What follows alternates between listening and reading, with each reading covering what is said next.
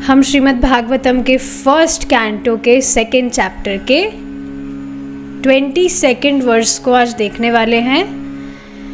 इस श्लोक से हमें क्या मालूम चलेगा कि किस तरह से भगवान कृष्ण सिर्फ 5000 पहले से ही भगवान नहीं हुए हैं। भगवान कृष्ण हमेशा से भगवान है और सिर्फ 5000 साल पहले भगवान ने गीता का ज्ञान दिया था, तब से ही लोग भगवान की सेवा नहीं कर रहे हैं, बल्कि अनादिकाल से जो भक्त हैं भगवान के, वे भगवान की भक्ति कर रहे हैं। सो प्लीज़ गाइए मेरे साथ। अतो वै कवयो नित्यं भक्तिं परमया मुदा वासुदेवे भगवती कुर्वन्त्यात्म प्रसादनी। देखिए क्या बताया जा रहा है।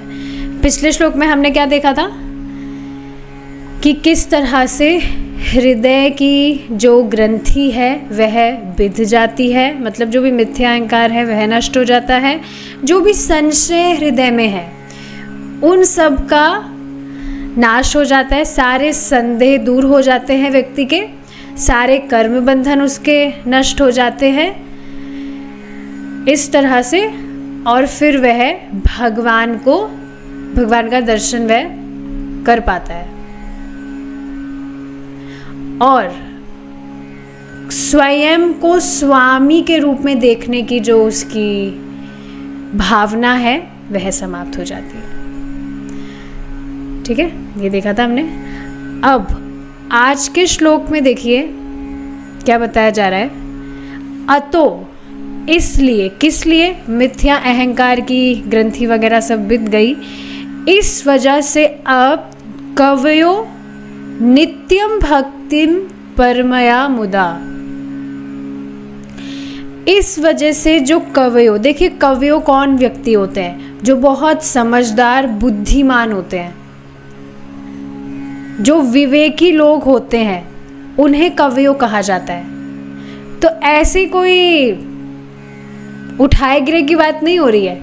कवि मतलब जो बहुत समझदार, बहुत विवेकशील व्यक्ति होते हैं, बिल्कुल भी अपना टाइम खराब नहीं करते हैं। हम तो फिर भी ठीक है, कृष्ण भावनामृत हम हमारे जीवन में प्रैक्टिस कर रहे हैं, पर आप ऐसा तो नहीं कह सकते ना कि हम बस बिल्कुल भी समय खराब नहीं करते। ज़्यादा भी अगर कुछ नहीं तो हमारा जो सोना खाना है उसमें तो समय चला ही जाता है, सोने पर तो कोई नियंत्रण है ही नहीं। लेकिन जो कवि लोग होते हैं वो बिल्कुल भी टाइम खराब नहीं करते हैं, बहुत ज़्यादा सेंसिटिव होते हैं कि सिर्फ और सिर्फ भगवान की भक्ति ही करनी है।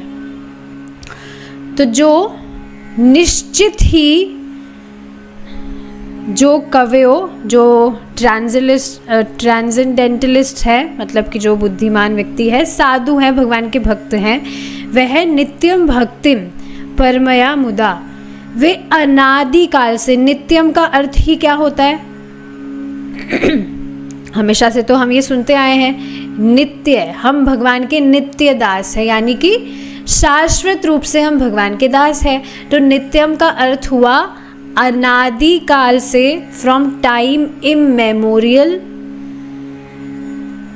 भगवान की भक्ति करते हैं,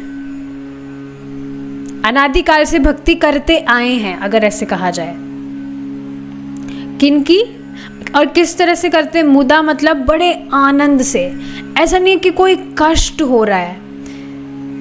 स्वयं देखिए प्रभुपाद जी इस बात को बताते हैं कि कृष्णा कॉन्शियसनेस कितना इजी है। You just chant Hare Krishna, you dance इन कीर्तन, यू रेलिश प्रसादम, बस और कुछ तपस्या नहीं करनी, और सिर्फ ऐसा करते करते व्यक्ति भगवान के पास लौट जाएगा।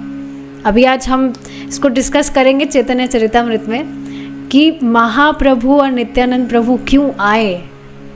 इसी वजह से आए। कुछ कलयुग में कुछ वैसे भी तपस्या लोगों से होगी नहीं, तो कुछ भी तपस्या नहीं करनी है, आनंद देने के लिए महाप्रभु आए हैं। तो इस तरह से जो भक्त है वे आनंद में परमया, यानी कि परम भगवान की भक्ति करते हैं। और वे परम भगवान है कौन?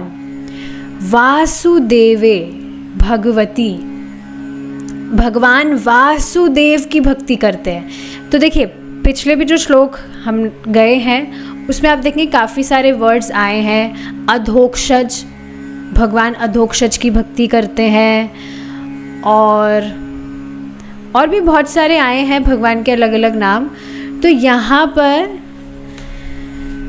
श्रीला कृष्णदास कविराज गोस्वामी जी, सॉरी कहाँ मैं पहुँच गई, श्रीला कृष्णदास कविराज गोस्वामी, जो सूत गोस्वामी जी हैं वे यहाँ पर इसको सत्यापित कर रहे हैं कि वे जो अधोक्षज भगवान हैं वे विशेष रूप से भगवान वासुदेव ही है।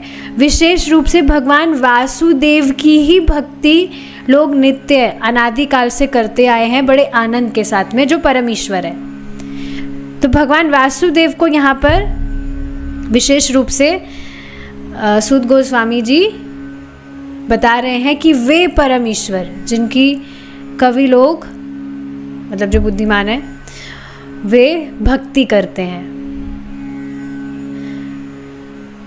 और कुर्वन्त्यात्म प्रसादनीम, प्रसादनीम मतलब कि